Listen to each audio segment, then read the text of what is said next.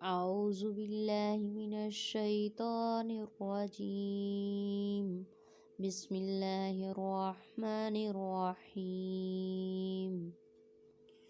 السلام علیکم ورحمۃ اللہ وبرکاتہ. Welcome to in our channel Alghausia online institute. آج کے اس سبق میں ہم سیکھیں گے میم ساکن کے قواعد، جبکہ پچھلے لیکچر میں ہم نے جانے تھے اظہار کے قواعد، جس کا لنک آپ کو ڈسکرپشن میں مل جائے گا. اگر آپ سیکھنا چاہیں تو ضرور وزٹ کیجیے گا.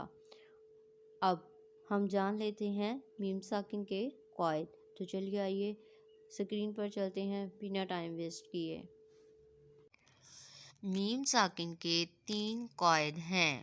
نمبر 1 اخفاء شفوی، نمبر 2 ادغام شفوی، نمبر 3 اظہار شفوی. تو سب سے پہلے ہم جانیں گے اخفاء شفوی کے بارے میں، اس کی ڈیٹیل کے بارے میں، اس کو کیسے پڑھتے ہیں. اخفاء شفوی، اگر میم ساکن کے بعد با آ جائے تو میم پر اخفاء کریں گے. میم کی آواز ایک الف کے برابر ہونٹوں میں چھپائیں گے، یعنی واضح نہیں کریں گے. مزید آگے اس کی مشق کر لیتے ہیں اور اس سے اس کی مزید ڈیٹیل جان لیتے ہیں. یہاں پر سب سے پہلے لفظ پر دیکھیں گے ما لہم بہ. جیسا کہ ہم نے اخفاء شفوی کے قاعدے میں جانا تھا کہ میم ساکن کے بعد حرف با آ جائے تو ہونٹوں میں ایک الف کے برابر آواز کو چھپائیں گے. تو اس طرح سے میم ساکن کے بعد با آ گیا تو ہم نے کیسے پڑھنا ہے، ما لہم بہ. نیکسٹ ورڈ دیکھتے ہیں وَكَفَرْتُم بِهِ. اسی طرح نیکسٹ بَيْنَكُم بِمَعْرُوفٍ تَرْمِيهِم بِحِجَارَةٍ مُبْتَلِيكُم بِنَهَرٍ فَاحْكُم بَيْنَهُم. یعنی کہ ہم نے دیکھنا ہے کہ میم ساکن کے بعد با آ رہا ہے تو یہاں پر میم کی آواز کو دونوں ہونٹوں کے درمیان میں چھپائیں گے. اسی طرح لاسٹ پہ دیکھ لیتے ہیں، سیکنڈ لاسٹ وَمَا هُم بِمُؤْمِنِينَ يَعْتَصِم بِاللَّهِ. اب میم ساکن کا دوسرا قاعدہ پڑھیں گے ادغام شفوی. اگر میم ساکن کے بعد میم متحرک آ جائے تو وہاں پر ادغام شفوی کریں گے، یعنی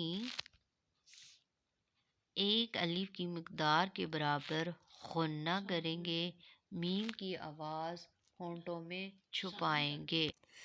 آئیے مزید اس کی مشق کر لیتے ہیں اور دیکھتے ہیں کیسے کریں گے ادغام شفوی کا قاعدہ. نمبر 1 پہ دیکھتے ہیں الیکم مرسلون. یہاں پر میم ساکن کے بعد میم آ گیا، اور میم متحرک کسے کہتے ہیں، میم متحرک کہتے ہیں جس کے اوپر پھر میم کے اوپر کوئی زیر زبر پیش یا کوئی تشدید شد آ جائے، اس کو متحرک کہتے ہیں. تو یہاں پر میم ساکن کے بعد پھر میم آ گیا جس کے اوپر حرکت موجود ہے، یعنی وہ متحرک ہے. تو اس کو کیسے پڑھیں گے، غنہ کریں گے، ایک الف کے برابر ہونٹوں میں آواز کو چھپائیں گے. دیکھتے ہیں الیکم مرسلون انہم معرضون انتم مدہنون آثرہم مقتدون. اسی طرح آگے دیکھتے ہیں لکم منہ. ٹھیک ہے، اگر آپ نے وقف کرنا ہو تو پھر پڑھتے ہیں منہ. ٹھیک ہے، اور اگر وقف نہیں کرنا تو پھر ہاف پڑھی جائے گی. اگلی اگزامپل دیکھتے ہیں لہم منا ٹھیک ہے، یہاں پہ میم پہ بھی مشدد اور نون پہ بھی مشدد، دونوں پہ غنہ ہوگا۔ آگے دیکھتے ہیں وَلَكُمْ مَا وَهُمْ مُهْتَدُونَ، یہ ہم نے کیا ادغام شفوی کا قاعدہ۔ آگے ہم کریں گے اظہار شفوی۔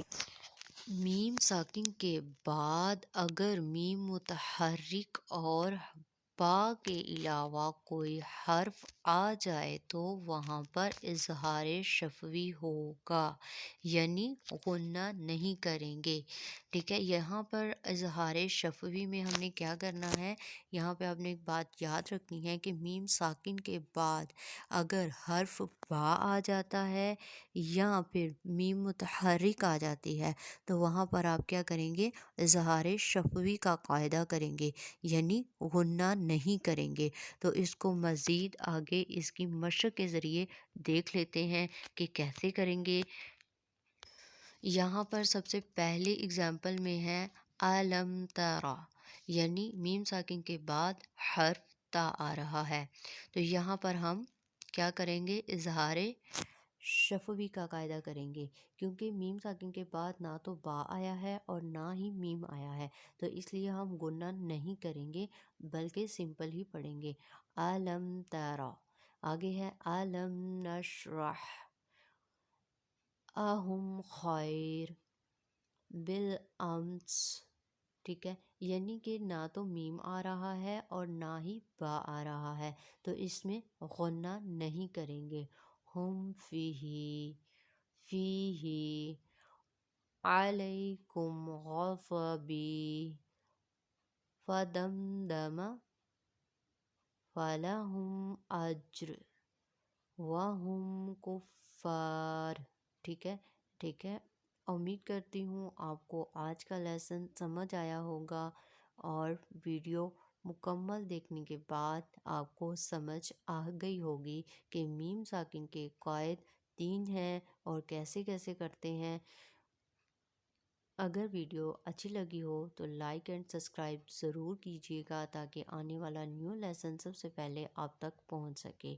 اسی کے ساتھ اجازت چاہتی ہوں، اپنی دعاؤں میں یاد رکھیے گا۔ السلام علیکم ورحمۃ اللہ وبرکاتہ۔